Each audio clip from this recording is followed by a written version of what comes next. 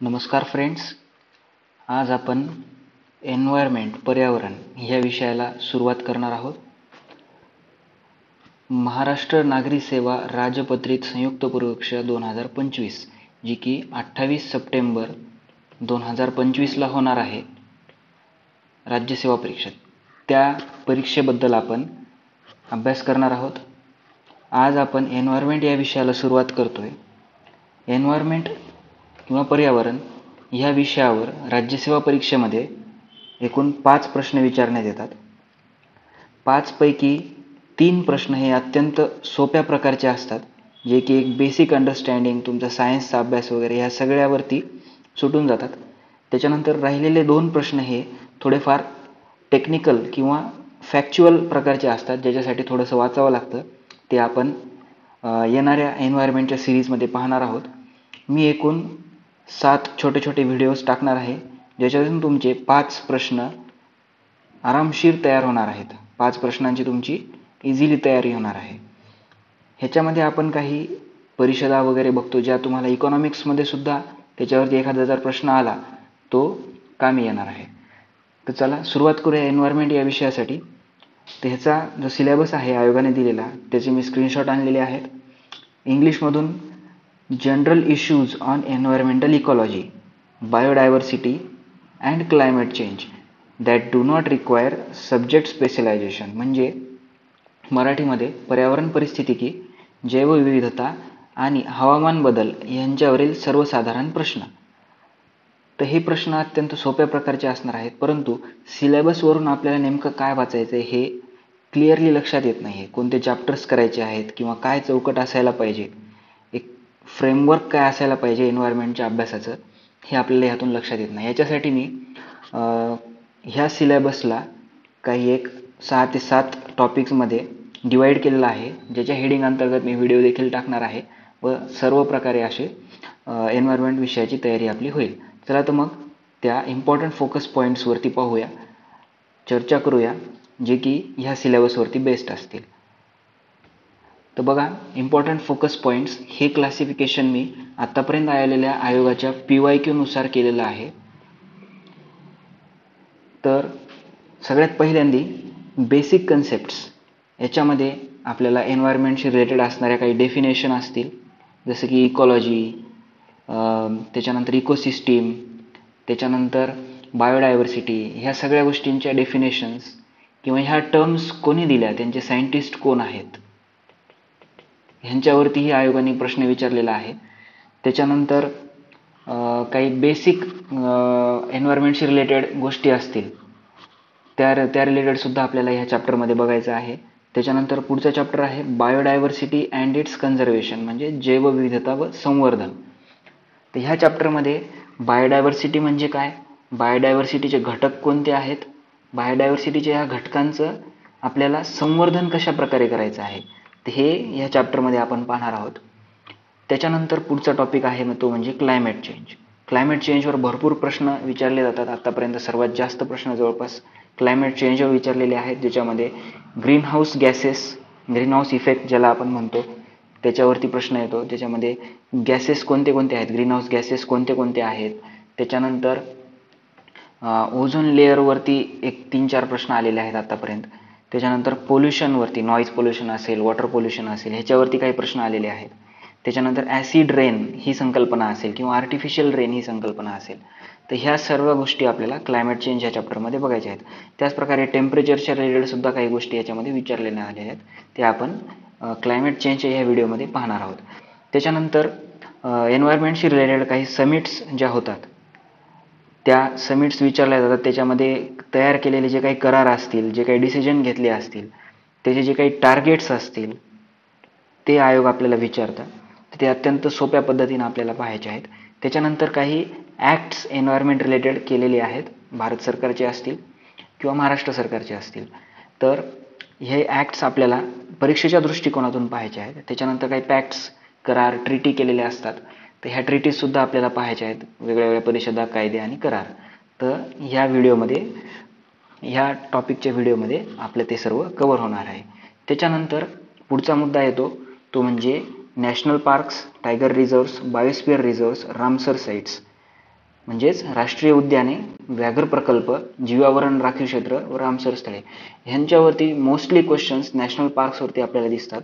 म्हणजे ह्याच्यावरती प्रश्न कसा येतो की नॅशनल पार्कचं एक नाव दिलं जातं तुम्हाला, त्याच्यानंतर ह्यांचं स्टेट कोणत्या स्टेटमध्ये आहेत अशा प्रकारे प्रश्न येतात. जोड्या लावायला मुख्यतः प्रश्न असतात याच्यामध्ये. सोपे आहेत. एक 25 ते 30 जर केले नॅशनल पार्क कोणत्या राज्यात कोणतं आहे तर ह्याच्यावरून आपल्याला इझिली ह्याच्यावरचा प्रश्न सुटू शकतो.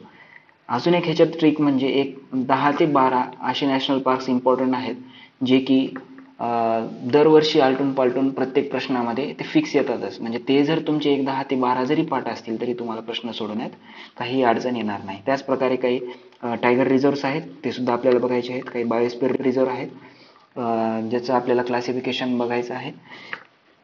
त्याच्या काही ट्रिक्स सुद्धा आहेत. ते 18 पाठ केले की त्याच्यावरती आलेला प्रश्न आहे तुम्हाला इझिली सॉल्व्ह होणार आहे. त्याच्यानंतर काही रामसर साईट्स आहेत जे दरवर्षी ॲड होत राहतात. करंटच्या करंट अफेअर्समध्ये सुद्धा ही एक गोष्ट इम्पॉर्टंट आहे, ती आपण इकडे कव्हर करणार आहोत. त्याच्यानंतर पुढचा प्रश्न आहे तो म्हणजे कोरल्स, जे काही कोरल रिप्स ज्याला आपण प्रवाळ म्हणतो, तर ह्याच्याशी रिलेटेड सुद्धा प्रश्न एन्व्हायरमेंटमध्ये काही विचारले गेलेले आहेत. जॉग्रफीमध्ये जे फिजिकल जॉग्रफीचा पार्ट आहे त्याच्यामध्ये सुद्धा कोरलच्या रिलेटेड, जे की ऑस्ट्रेलियाच्या बाजूनं जी कोरल रीफ आहे, बॅरियर रीफ ज्याला आपण म्हणतो, तर त्यावरती काही प्रश्न विचारले. ते इथून कन्सेप्ट क्लिअर होणार आहे. म्हणजे बेसिक कोरल्स काय असतात, त्यांचं उगवण्यासाठी बेसिक एक टेम्परेचर काय लागतं, त्यांना एन्व्हायरमेंट कोणत्या प्रकारचं लागतं, त्यांचं फंक्शन काय असतं. आता जर आपण कोरल्स पाहिले, आपले जे लक्षद्वीप बेटे आहेत, लक्षद्वीप आयलँड्स आहेत, आपले जे भारत आहे, भारताच्या इथे जे लक्षद्वीप आयलँड्स आहेत हे कोरल प्रवाळ बेटे आहेत. तर अशा प्रकारचे काही गोष्टी आपल्याला या कोरल चॅप्टरमध्ये पाहिजे आहेत. त्याच्यानंतर काही प्रोजेक्ट्स आपल्याला बघायचे आहेत, जसं की टायगर प्रोजेक्ट असेल 1973ला आलेला, त्याच्यानंतर क्रोकोडाईल असेल 1974ला आलेला, एलिफंट वगैरे असे काही 7 ते 8 प्रोजेक्ट्स पाहायचे आहेत ज्याच्यावरती आयोगाचा भर असतो वेगळ्या वेगळ्या परीक्षांमध्ये विचारण्यासाठी. तर अशा प्रकारे ही आपली एक चौकट असणार आहे. हे 6 ते 7 चॅप्टर्स आपल्याला कव्हर केल्याच्या नंतर 5 पैकी 4 प्रश्न आता हमखास सुटणार आहेत आणि एवढे तर आलेच पाहिजे. 5 पैकी 4 प्रश्न सुटणं हे अपेक्षितच आहे. एन्व्हायरमेंट हा सोपा विषय आहे. बरेच मुलं ह्याच्यात आउट ऑफ मार्क घेतात. तुम्ही जर हे 7च्या 7ही टॉपिक्स जर व्यवस्थित केले तर तुम्हाला एक 100% ह्याच्यामध्ये मार्क्स पडतात. 5 प्रश्न म्हणजेच इंटू 2 10 मार्क्स हे गॅरंटेड मार्क्स आहेत एन्व्हायरमेंटचे. ठीक आहे. त्याच्यानंतर एन्व्हायरमेंट आत्तापर्यंत एक आपल्याजवळ 60 PYQ आहेत 2012 ते 2024 पर्यंतचे. तर ह्याच्यावरून आपल्याला हे 7 टॉपिक्स मी तयार केलेले आहेत आणि हे सर्व 7 टॉपिक्समध्ये हे क्लासिफाय करता येऊ शकतात. तर मी हे जे 60 PYQ आहे हे सगळे सुद्धा घेणार आहे. प्रत्येक ह्या बेसिक कन्सेप्टचा समजा एखादा व्हिडिओ घेतला मी, टॉपिक शिकवला जो की ह्याचा पुढचाच व्हिडिओ असणार आहे, त्याच्यानंतर त्याच्यावरती आलेले जे काही PYQ असतील ते मी करून घेणार आहे लगेच ह्या व्हिडिओसोबतच. म्हणजे हा टॉपिक तुमचा फुल अँड फायनल कव्हर होऊन जाईल. अशा प्रकारे आपल्याला हे 7 टॉपिक्स एक छोट्या 7 व्हिडिओजमध्ये, असेच एक 9 ते 10 मिनिटाचा एक व्हिडिओ, अशा प्रकारे 7 व्हिडिओज असतील. काही व्हिडिओ मोठे सुद्धा असतील ज्याच्यामध्ये काही गोष्टी एक्सप्लेन, जसं हे बेसिक कन्सेप्ट, डेफिनेशन वगैरे काही कन्सेप्ट असतात हे एक्सप्लेन करायला थोडासा वेळ लागेल. परंतु बाकीच्या काही गोष्टी हे समिट्स असतील वगैरे ह्या छोटे व्हिडिओज असतील किंवा प्रोजेक्ट कोरल्स असतील. तर अशा प्रकारे आपण एक 7 व्हिडिओजमध्ये पूर्ण एन्व्हायरमेंट हा विषय कव्हर करणार आहोत. रोज तुम्ही एक जरी व्हिडिओ पाहितला, 1 तास जरी दिला तुमचा अभ्यासातला, तर 1 तास देखील तुमच्या अभ्यासातला पुरेसा असणार आहे. ठीक आहे. एन्व्हायरमेंट हा विषय तुमचा चालत पूर्ण होणार आहे. बरेच विद्यार्थी याला निग्लेक्ट करतात किंवा अत्यंत सोपा आहे म्हणून सोडून देतात, 5 पैकी 3चंच टार्गेट ठेवतात आणि हा विषय करतच नाही. तर असं न करता आपल्याला 5 पैकी 5 ह्याच्यामध्ये आणायचे आहेत, जेणेकरून जे आपल्या रिझल्ट दरवर्षी बॉर्डरवरती जातो, कट ऑफच्या वर 1 मार्क किंवा अर्ध्या मार्कांनी आपला रिझल्ट जातो, तो अशा प्रश्नांमुळे तो वाचू शकतो. अत्यंत सोपा असा विषय आहे आणि आपण इथून पुढे हा व्हिडिओ थांबवतोय मी. थँक्यू. ह्याच्या पुढचा व्हिडिओ माझा बेसिक कन्सेप्ट्सवरती घेईल आणि त्या व्हिडिओमध्ये आपण काही डेफिनेशन, सायंटिस्ट वगैरे पाहू. अशा प्रकारे मी ही सिरीज कंटिन्यू करणार आहे. याच्यानंतर काही पॉलिटीवर मी लेक्चर घेणार आहे, त्याच्यानंतर जॉग्रफीवरती घेणार आहे, त्याच्यानंतर इकॉनॉमिक्सवरती घेणार आहे. अशा प्रकारे एक व्हिडिओ घेणार आहे. आणि हिस्ट्रीवरती सुद्धा. हिस्ट्री हा अवघड वाटणारा विषय आहे बऱ्याच जणांना, पण प्रिलिम्सची त्याची एक डिफाईन्ड चौकट आहे ज्याच्यामध्ये आपल्याला 15 पैकी एक 10 मार्क्स घेणं अत्यंत इझी आहे आणि हा स्कोर हिस्ट्रीसाठी चांगला मानला जातो. अशात हिस्ट्रीवरती सोपे प्रश्नसुद्धा येत आहेत. तर मी हिस्ट्रीचे सुद्धा काही व्हिडिओज टाकेल जेणेकरून तुम्हाला त्यात चांगला स्कोर करण्याची संधी येईल. तर ही व्हिडिओची सिरीज मी कंटिन्यू करणार आहे. तुम्ही व्हिडिओच्या सिरीजमध्ये माझ्या सोबत राहा. राज्यसेवा परीक्षा 28 सप्टेंबरची जी राज्यसेवा परीक्षा आहे ही आपल्याला क्लिअर करायची आहे आणि ह्या परीक्षेसाठी ही व्हिडिओ सिरीज तुम्हाला अत्यंत फायदेशीर ठरणार आहे. तुमच्या अभ्यासासोबत तुम्ही डेली जरी व्हिडिओ पाहत राहिले तरी तुमचा एक रिव्हिजन सोबत होत राहील. त्यामुळे नक्की तुमच्या कमेंट मला कळवा, तुमचे विचार कळवा कमेंट बॉक्समध्ये. तुम्हाला कशा प्रकारे व्हिडिओज पाहिजे आहेत वगैरे. मी तर हे अशा प्रकारे घेण्याचा एक विचार केलेला आहे आणि एकदम इंटरॅक्टिव्ह पद्धतीने मी तुम्हाला हे शिकवणार आहे. PYQ सोबत मूळ मुद्दा म्हणजे PYQ आहेत. तुमचे जर PYQ वर पकड असेल तर तुमचे बऱ्यापैकी प्रश्न सॉल्व्ह होतात. त्यामुळे एन्व्हायरमेंट ह्या विषयाने आपण आजपासून सुरुवात करतोय. नक्की तुमच्या कमेंट्स प्रतिक्रिया मला कमेंटमध्ये कळवा. व्हिडिओ आवडला असेल तर लाईक करा, चॅनलला सबस्क्राईब करा आणि तुमच्या मित्रमैत्रिणींपर्यंत व्हिडिओ नक्की पोहोचवा. Thank you so much.